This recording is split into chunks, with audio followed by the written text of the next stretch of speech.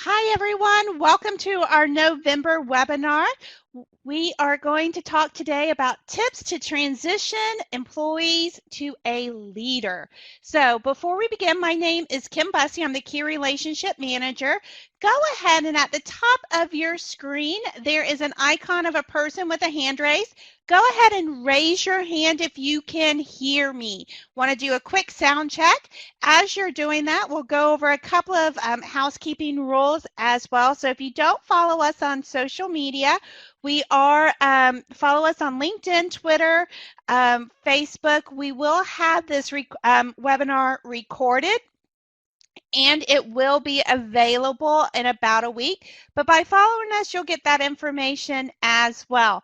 We will also have this presentation available for download at the end of our presentation. The reason why I don't give it to you before is I don't want you reading ahead. Today is going to be interactive. I'm going to ask you some questions that may require you to put. That's great. If you have questions, go ahead and type them in the chat and comment box. We'll address some of them as we go, as well as have a Q&A as well at the end.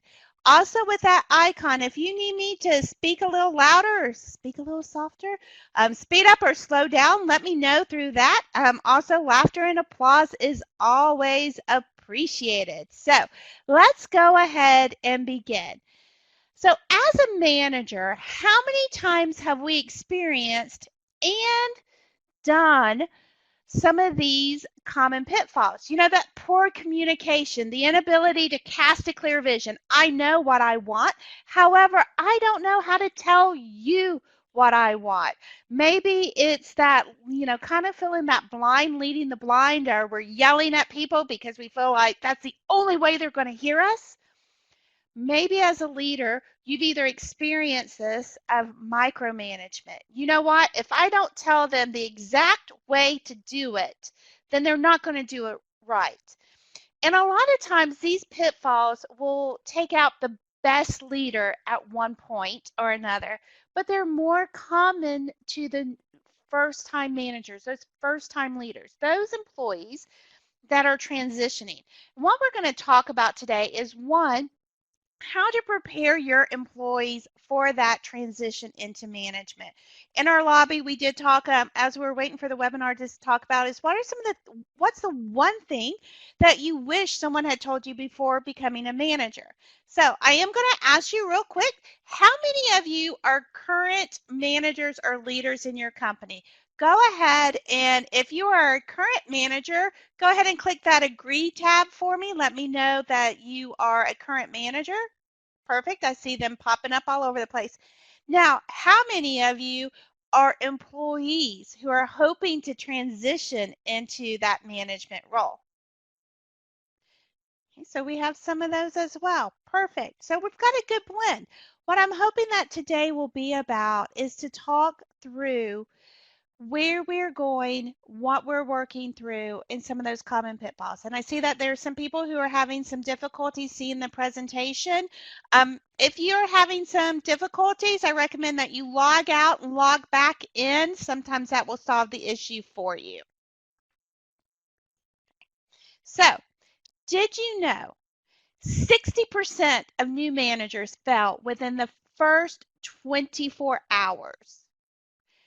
47% of new supervisors receive no supervisor training at all. And actually, I'm going to go back and correct that statistic, because it's not within the first 24 hours. That would be awful. It's within the first 24 months. Approximately 65% of managers learned leadership by guessing how to lead. I think back to when I became first time I managed someone. I'm 19 years old. What do I know about leading anybody?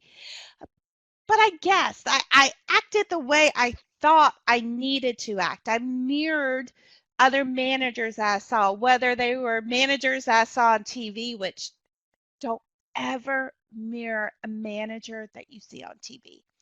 It's bad, you know. Or it was because I saw the way someone worked and I liked it, so I stole it, or I didn't like it, so I said, I'm not going to do that. And then less than 10% of managers and supervisors were prepared for the leadership role before or after being promoted. So here's this strong disconnect. These statistics are staggering to me. As leaders, our objective is never to set up anyone on our team for failure. However, when we're looking at transitioning, and I know that we have some employees who want to be managers, as we're looking at that transition, that's what happens. Those employees are set up for failure either because A, they didn't take ownership of their professional development and really look to partner with their managers, or B, the managers aren't aware of it. In this webinar, a lot today is going to talk about the leadership aspect. We're going to give you some tips and tools on what to do to really prepare your employees. But if you're an employee wanting to be a manager, take notes as well. We're going to talk about some of these processes. So if you don't want to set your employees up for failure, what do you do? Well, as a manager, think ICE. And I rarely use acronyms, but for this, I feel it's appropriate. So for ICE, one, you need to identify. You need to identify the position that you're looking to fill as a leader. You have to identify the person who may be that great candidate, and you have to identify the process. Once you've done that first step towards transitioning that employee to a leader, you've got to cultivate them. One, you've got to build your credibility. You've got to create some action plans and create this ownership mentality. Not only for you, if I'm taking ownership of guiding this employee to the next level, but they also have to partner and take ownership as well. And then last but not least, through this transition process, you have to educate. You have to make sure that they have the technical skills, the people skills, and the leadership skills. And regardless of what stage of the process that you're in, whether it is identify, cultivate, or educate, communication is critical. It is the key for everything. So let's go ahead. Remember, I was going to ask you some questions. So one, if you're a leader, or even if you're an employee, I'd love to hear your thoughts as well. How is it decided? How do you decide who has the potential to be a manager? Go ahead and type that in the upper left-hand box. So if you're currently a leader and you're looking at saying who's got that potential, how do you decide that? How do you identify that? And then in the lower, go ahead in the lower right-hand box, how do you prepare them for promotion?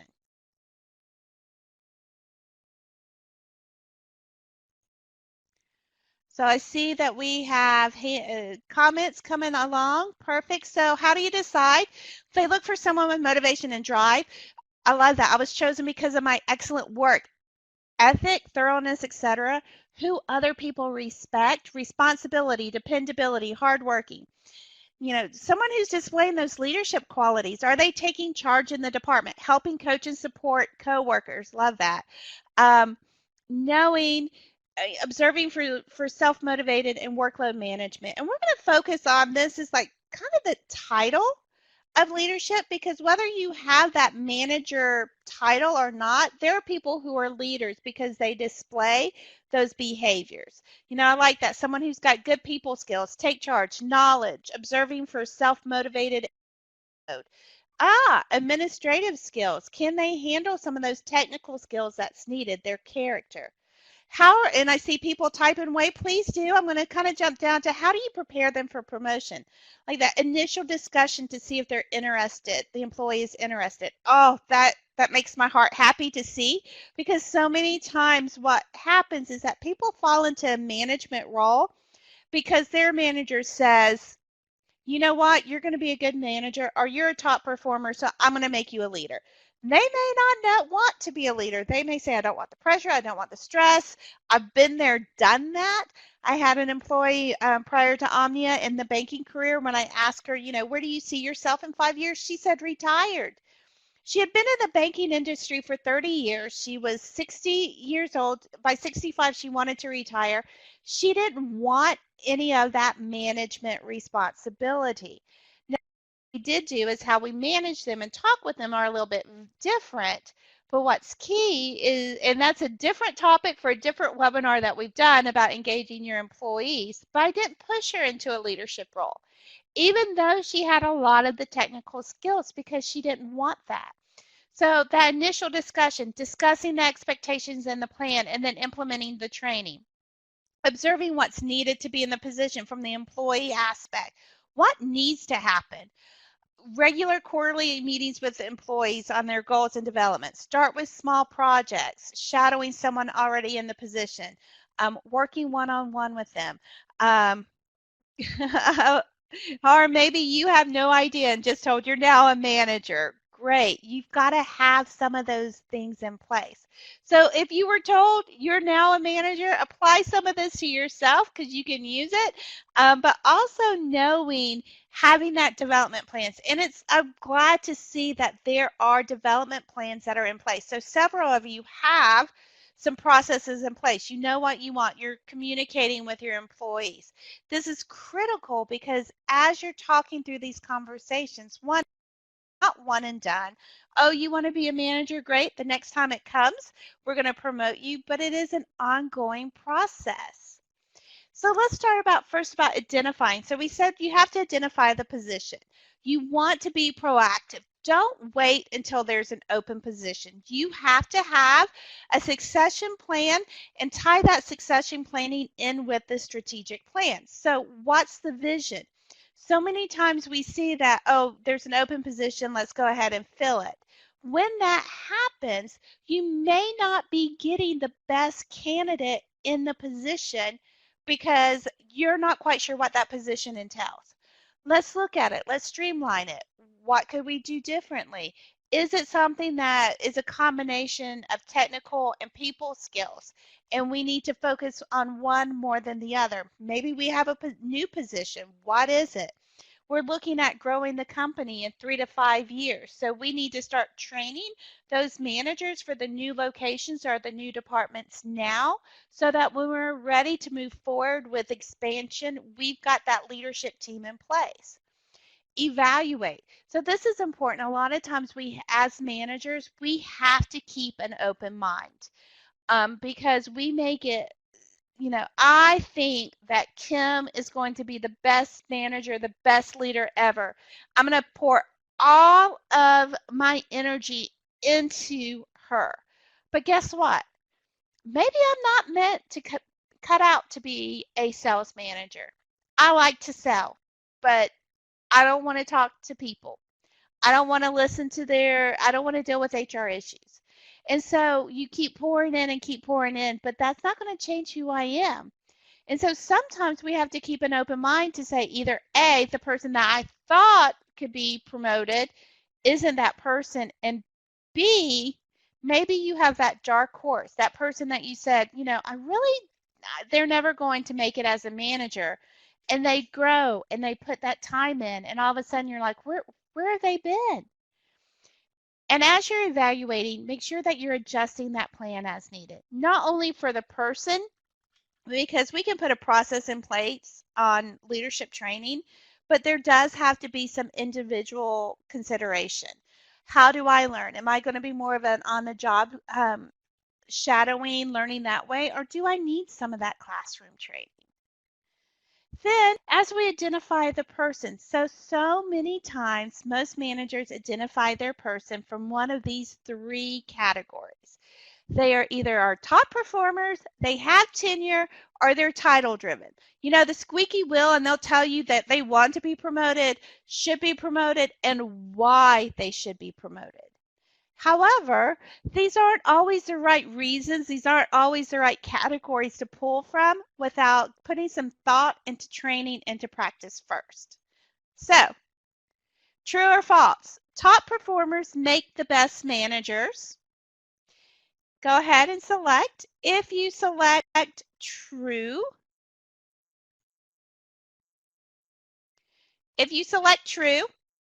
tell me why you think top performers make the best managers. If you selected false, go ahead in that lower right-hand box. Tell me why you think top performers don't make the best managers. So I'm seeing, there is some overwhelming. That top performers are false. So why they don't? There's different skill sets. Not everyone is good at managing. Sometimes they're individual contributors, but that's not what a manager is about. Ah, it's a pretty inclusive statement. Not everyone is a great team leader because being a manager means leading people. And sometimes those top performers are after, they have a difficulty transition from me to we, and that we want the team to be the best. But we do have some people that say they are top performers. They're driven, they're motivated. They usually get along well with others, depending on the role that they have, yes. And it's a fine line because a lot of times people who are top performers want to continue to perform. So now they've got to transition from what am I doing to how do I teach others. So I like that. Soft skills and communication skills. Many times they expect to work just like them. And it goes back to those people skills. So when we talked about the the ICE where we have identify, cultivate, and educate, your top performers may have the technical skills, but they may not have those people skills. So what you may have to look at is how can I teach them to be a little bit more along the people lines? How can I teach them to have some of that information, to have some of those leadership skills? So it's not just about the task, it's all about what. And Emma, thank you. I was wondering if someone was going to say this. It depends on what the top performers are. So sometimes the job has enough similarities to the top performer, it will translate to a good manager. And Emma, you're absolutely correct with that. So when we talk about this, if you have someone who is a top salesperson who is now a sales manager, but they still have sales goals, a lot of times it's going to be more difficult for them to transition into that management position because they're still goal driven. I've got goals. Now, if you take that sales manager and you say, now we're taking you from that individual contributor role where you were rewarded on your performance to how your team performs, they can transition. They're going to start coaching their team on reaching the team goal versus a personal goal. So if you're looking at top performers, there's a couple of things that you need to look at. Ask yourself, do they come across as too aggressive? And that's key. So once again, I think people said we want everyone to act the same way that they are. Are they coming across as too aggressive? Can they transition from my goal to the team goal? Is it my way or the highway? And I think that's critical to understand.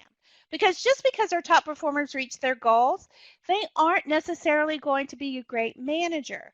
But a lot of them have the very strengths to be that manager, to make that transition. You've just got to ask yourself, are those natural behavioral traits a little bit too much so that their greatest strength also becomes their greatest challenge?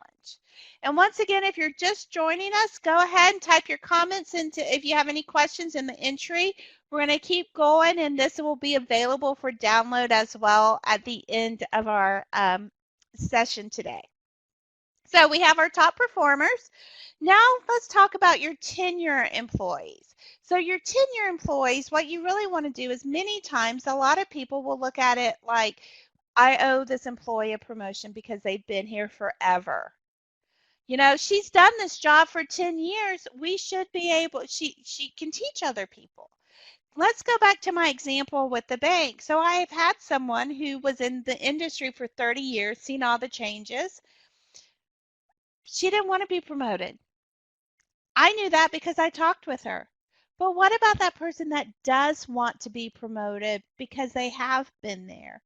What you need to ask yourself is first, have they already displayed the behaviors to lead?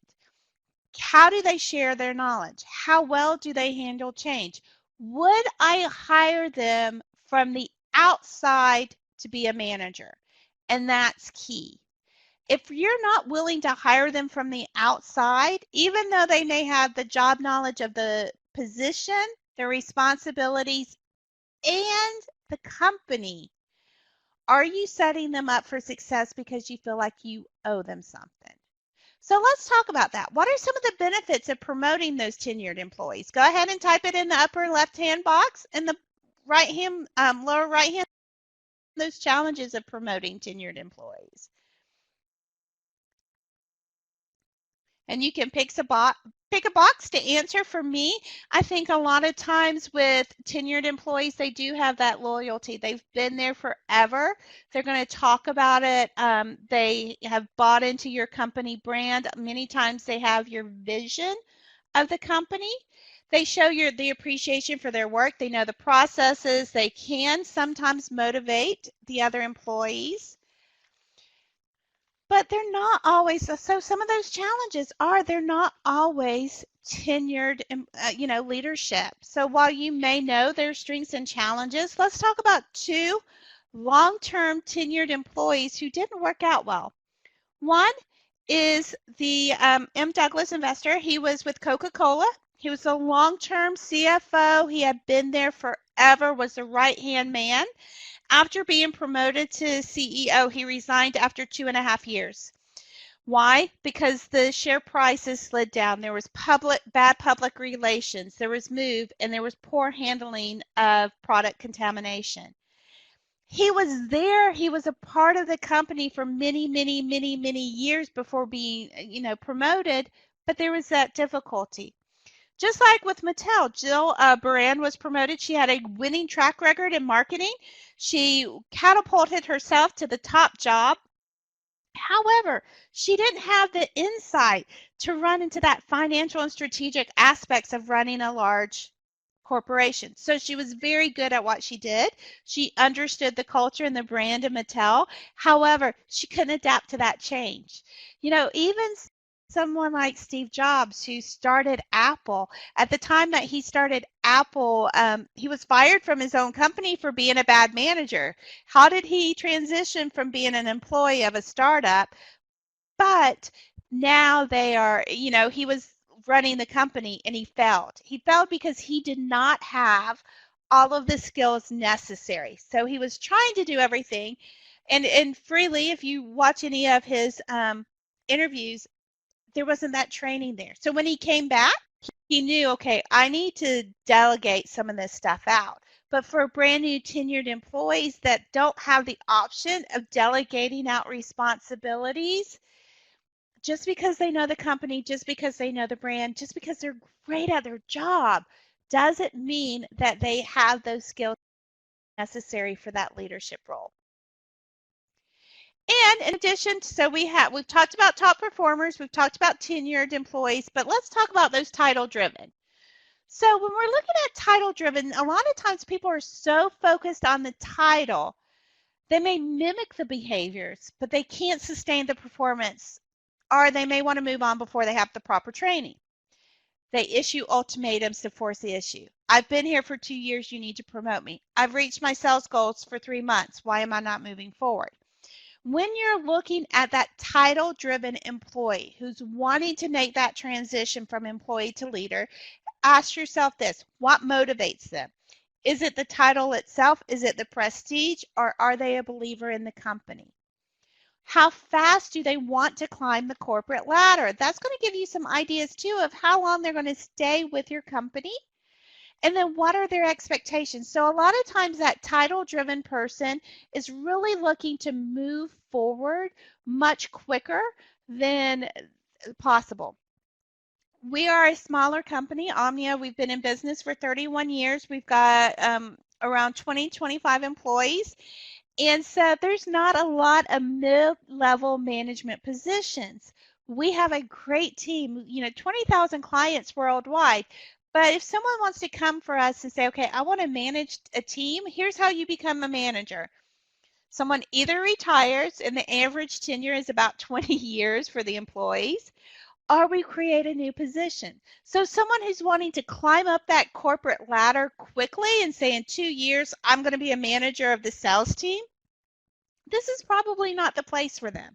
When we're bringing on new employees, we let them know that so we can manage their expectations. Also, if someone comes in and says, I want your job, then okay, you may be able to have it, but you're only going to have it when I move up.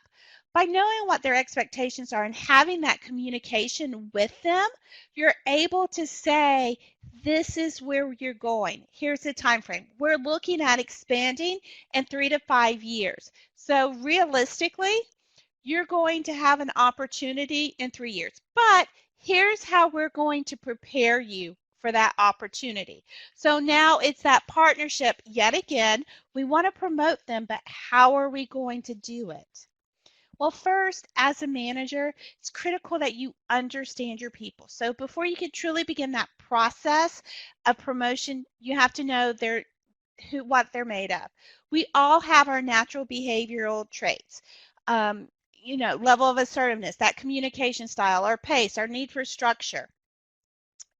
As a manager, you have to understand those strengths and challenges of the people that you've identified as those employees who are able to make that transition. Some of the things that you want to look for is, are they take charge or more collaborative? Are they those people that say, hey, there's a problem, we need to deal with it immediately? Or do they kind of let it go, let it go, and let it go because they don't like to deal with conflict? Are they more of those risk takers, those calculated risk? A lot of times your sales team is that way. They're willing to knock on doors. Or do they prefer that security? I know I've got this salary. I'm comfortable where I am. I like to operate within my comfort zone. Can both of those be leaders? Absolutely. But how you're going to manage and guide someone who's, a risk taker versus someone who likes to slowly move out of their sales comfort zone is very different. You have to understand that. When it comes to the people skills, what are their natural strengths and challenges as a communicator? Are they relational where they focus on people? Are they more analytical where they focus on facts? Do they make decisions based on their intuition? I got a good feeling. I really like this person. I'm going to hire him. Are they basing it on logic? I'm going to think through this. I need to process internally. And when I process it, by the time I state it, I'm ready to go. Do they focus on people versus facts? Once again, so this is key when it comes to motivating people is when we talk about people, how is this going to affect my team versus if it's not broke, why fix it?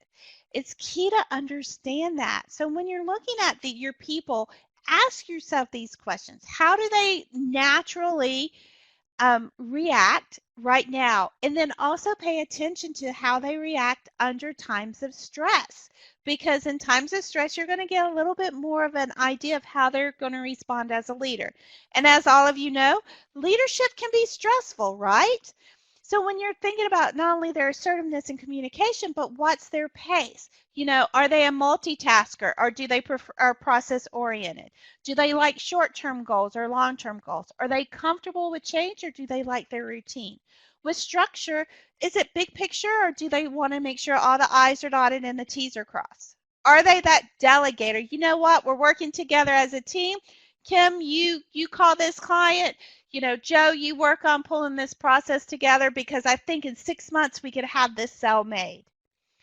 Or are they that micromanager? So Kim, I need you to pull a report and I want it for client usage for last month and it needs to be a summary of no more than 3 pages. It needs to include a pie chart. I want it to be done in Times Roman font, 12 double spaced, and oh, by the way, have you started on that project yet? No, you gave me the deadline of Friday at 2 o'clock. Well, you need to get started on it. Are they resilient versus perfectionist? And I want to talk about that one for just a moment because it's important as a leader. As we said, we're not always going to make everyone happy. And so are they able to understand, like, as part of a leadership role, not everyone's going to be happy. How badly is it going to bother me? Are they going to be that perfectionist? I want to make sure everyone has buy-in. I want to make sure the I's are dotted, the T's are crossed, and then I may or may not move forward depending on how perfect I think it is. Why is it critical to understand that? It's so that you can know how to focus your training on those areas of opportunity. So, throw out some ideas. How do you coach someone who doesn't like conflict? Or how do you coach someone who doesn't like change? And last but not least, how do you coach someone who's impatient? This is a group discussion, so toss out some of your ideas. So for me, how do I coach someone who doesn't like conflict? I give them the 24-hour rule. So I say, if this is still bothering you in 24 hours, you need to go to that person and address it. That one allows them to know, okay, I'm taking out that feeling of emotion, and I know I'm able to talk with it. I'll coach them through, okay, let's do some role playing about managing conflict. How are we going to do this? Uh, and role playing works. I know no one really likes to say, I want to do it, but how do we handle it? Maybe it's more of, instead of saying the right way to handle conflict. So instead of saying, letting it build and build and build, you did this, you did this, you did this, we're able to come back and say, you know, what is the conflict? Are we looking at it going head to head, or are we looking at it as a win-loss, win-lose? I'm going to win, you're going to lose, or is it a win-win? We want to move past this. It's a growth opportunity. It's I love that, Rob. It's a conversation and not a confrontation. And it is, it's a different perspective. So a lot of times, um, I always say that there's three sides to every story. There's the two people participating in it, and usually truth is in the middle. We're all colored by our perspective. So how to create that calm, safe environment. So some ways, if you can feel that the conflict is, the calmness is, the tension is rising, maybe it's something as simple as changing desk or meeting outside of the office. A lot of times a walking meeting is great if both people are part of it because you're walking side to side. Working with them to discuss the situation and give them situations, absolutely being that sounding board. So how do you coach someone who doesn't like change? Love that. Explain why the change is being made and the benefits. People want to know the why behind the process. Also understand that as a leader, you may not like the change, but you have to support the change. So stress the team goal. Ask them for improvements for efficiencies. I like that. What would they like to incorporate for the change as well? How do you coach someone who's impatient? And I love these. These are great. All of you are giving some great tools of how you offer that transition. And it's that working knowledge. I think it's also establishing that point of reference to say, here's how you can handle it, and here's what I've done. So how do you coach someone who is impatient? Schedule time to work with them. Make sure that they know their priority. Love that, set timetable. So a lot of times people are impatient because typically their level of assertiveness and their need for speed are both very high.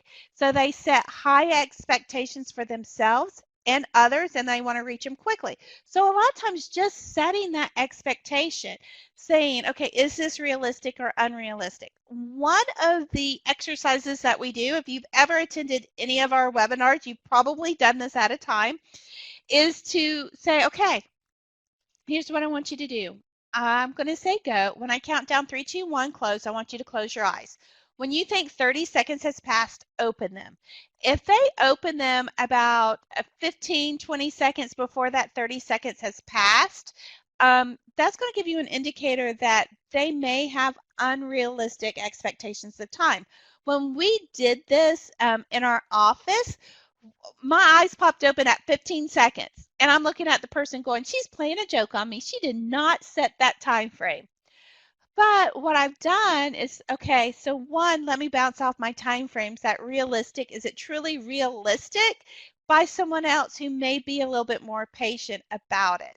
Also, make sure that your frustration isn't fueling your impatience. So a lot of times, I've told you this twice, you should be able to have it by now, but everyone learns differently. So making sure that they're not overpromising, that they're using guidelines, that they're talking with their team, and then at the same time saying, this is what we need from you. All of these are important. But how do you know how to coach that if you don't know what people's strengths and challenges are? So for here at Omnia, we do have a great leadership report, and it helps you understand your employee strengths and challenges before you promote them. Because let's face it, once you're a manager, there's no safe environment to fail. What we do is we say, okay, we've made a mistake and we may have to move on. But once you're the leader, it's very, very difficult to fail and regain your credibility in the eyes of your employees. So as a manager, as a leader, as you're identifying the position that you want this person to transition into, who the person is and what's the process, understand that knowing their strengths and challenges are part of that process. Once you understand it, then you can begin to cultivate who they are. And that first starts with your credibility. You have to be able to connect with the employee. It's a partnership. So as you're beginning to transition, you have to create that trust and credibility. Talk about the goals and obstacles and struggles that you may have gone through. No, it's not all about you, but sometimes we like to know, okay, this wasn't just me. Think about when you were first starting out. Were you ever promised something by a manager and it didn't happen? How does that make you feel? So say what you mean and mean what you say, because every time you say something and don't carry it out, you lose your credibility. And as you lose your credibility, the person that you're mentoring and that you're transitioning into a leadership role is learning from you. They may be learning behaviors that they don't want to mirror, or they may be learning behaviors that they're like, hey, she did it, it must be okay. You want to be a mentor. You want to lead by example and slowly offer more responsibility. During this transition period is the ideal time to create that environment that's going to let your team or your employee fail. Now, as you're transitioning to the employee, it's a two-way street. So not only are you helping them transition and train them to be prepared, but you're seeing their commitment. So as you create this action plan, kind of think of it like this: guidelines, deadlines, and butts on the line. Okay, so what does that mean? One, what are the guidelines? So you're giving them the goal. What's the goal? We want to promote you to a service manager. Here's what we need from you. I need you to, get this certification. I need you to complete this training course.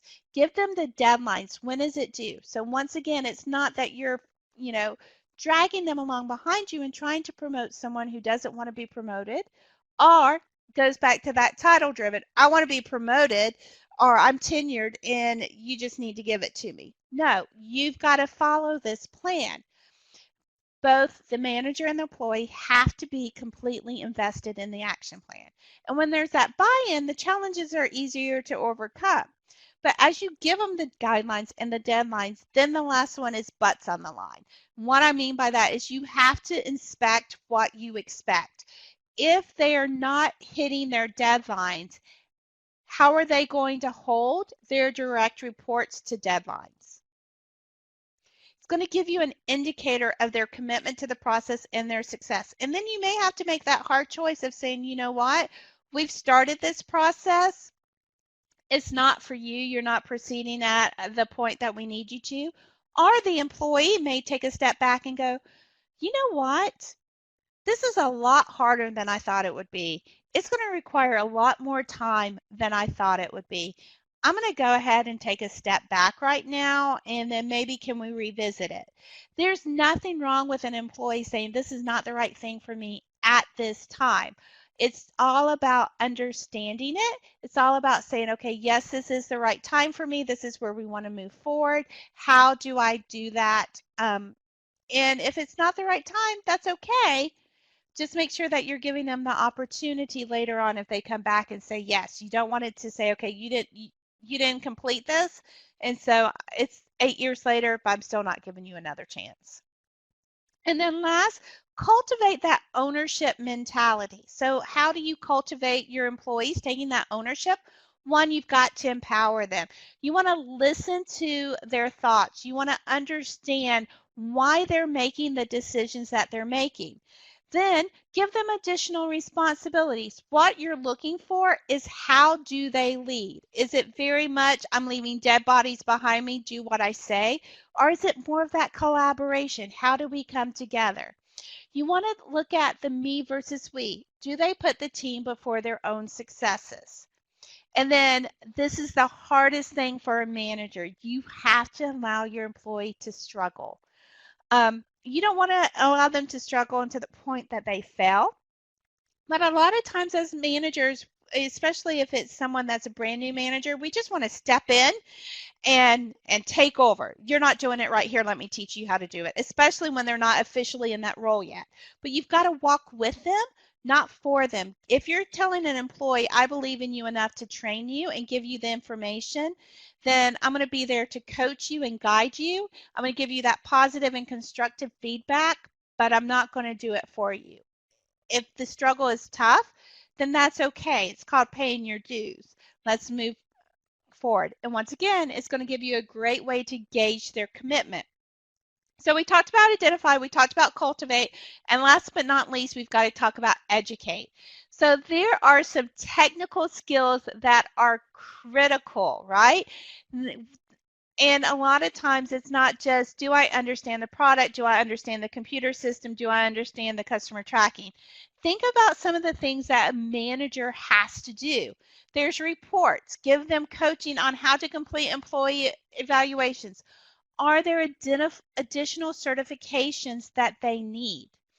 Then talk to them about their people skills. So one of the things that one of my old managers did, and I used to hate it when I first started out, but she dragged me to all the networking events where I was forced to put myself in. She would say, okay, you need to come back with 5 business cards of people that you don't know. And, 19, 20 years old, I didn't understand it, and it was difficult. Okay, how do I just small talk with someone without it sounding like a hard sell? How do I small talk with them? How do I extract myself from this conversation, which can happen? But the only way I was able to work on those people skills is by going out and doing it. So as you're identifying your employees, take them out to the networking events.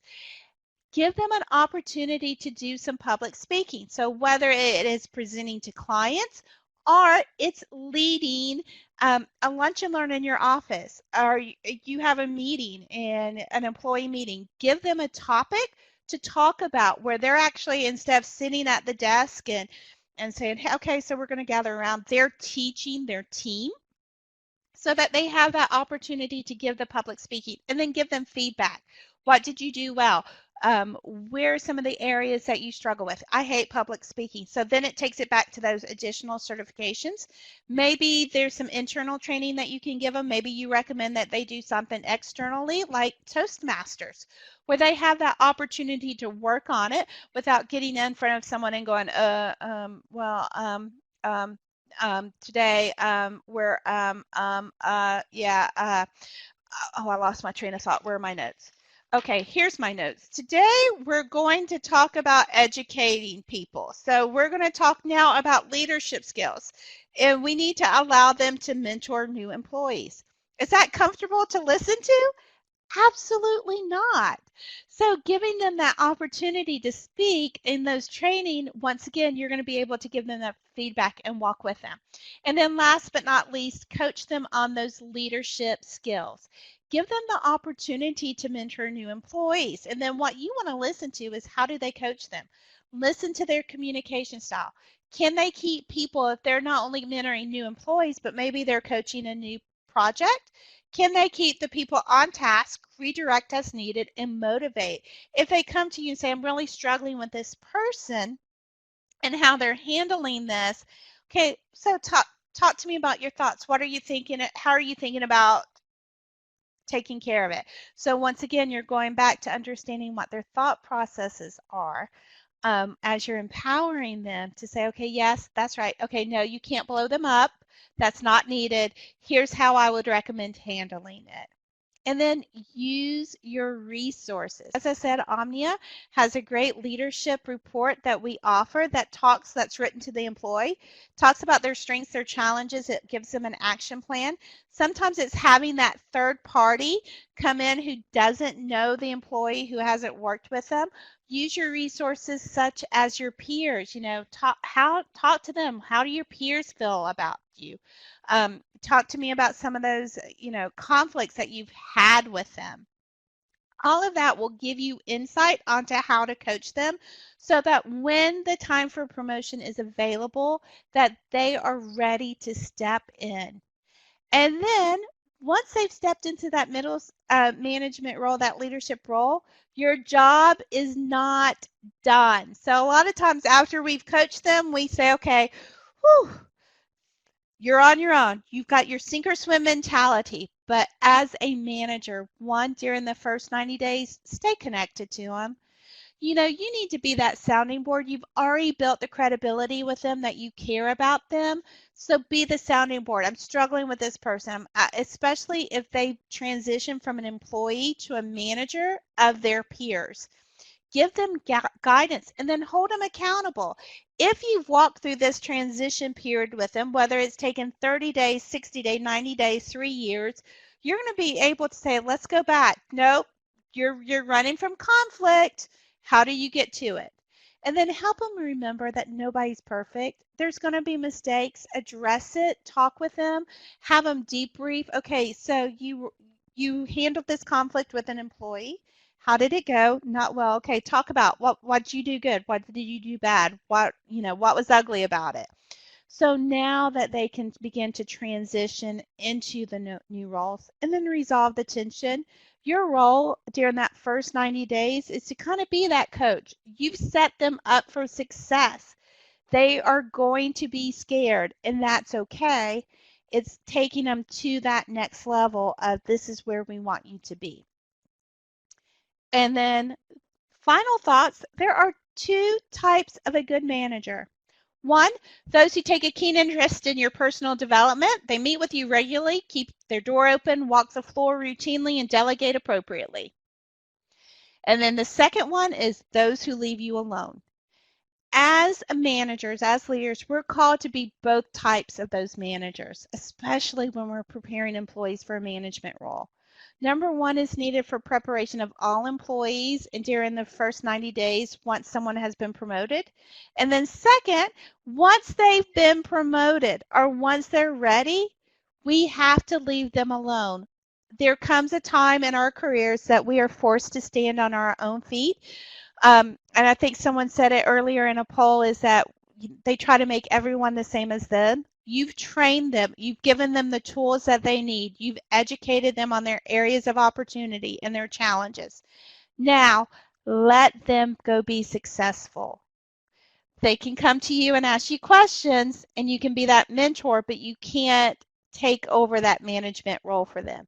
They have to have some of that ownership. They have to. We all been there. We've taken our own little missteps and picked ourselves up. So that's okay. They won't manage like you. You've given them the tools that they need to be successful. You've given them the tools for a good foundation. So I want to go ahead, open it up. We've got a few minutes left. Does anyone have any questions about anything we've talked about, or maybe struggling with an employee transition yourself? Go ahead and type that in the comments or questions below. If you do, while you're doing that, do want to let you know that our next webinar is December the 8th, and it's employee work performance reviews at work. In addition, we have the presentation you can download as well as a development action plan. So one of the questions I'm typically asked is, okay, so you say that we have these tools, how do I use them? And we can coach you with that. With Omnia, we are a behavioral assessment company for selection and development. So give us a call. We work with many of our clients on succession planning for not only identifying certain employees for promotion, but also how they're going to work together. I also say talk to your employees. That's the very first way of determining how to start your process, is to say, you know, who wants to be promoted, how do they want to be promoted, and where are we taking them? Once you understand where they want to go and who truly is interested, then you can begin to tell them the requirements of their role and start with that process. So any questions? Not seeing anyone typing at the moment. So if there are no questions, remember this will be available for recording in the next 3 to 5 days. If you don't follow us on social media, go ahead and do that. You're able to click any of our links. Also, you can view our previous webinars on YouTube. So one of the things that Omnia does is we offer a monthly webinar on Lunch and Learn in 2017. Shh, you're getting a sneak peek. You're the first ones to know this. They're going to all be HRCI accredited. So you will, if you need a continuous ed, you can reach that through HRCI, but check out our previous webinars. There's some great information from interviewing to transitioning employees to the leadership advantage. You can click on those recordings, and if you don't know what a behavioral assessment is, we have that link as well. So thank you so much for joining us today. I hope you have a great rest of the day and a happy holiday during that Thanksgiving season, and we will talk to you in December. Thank you.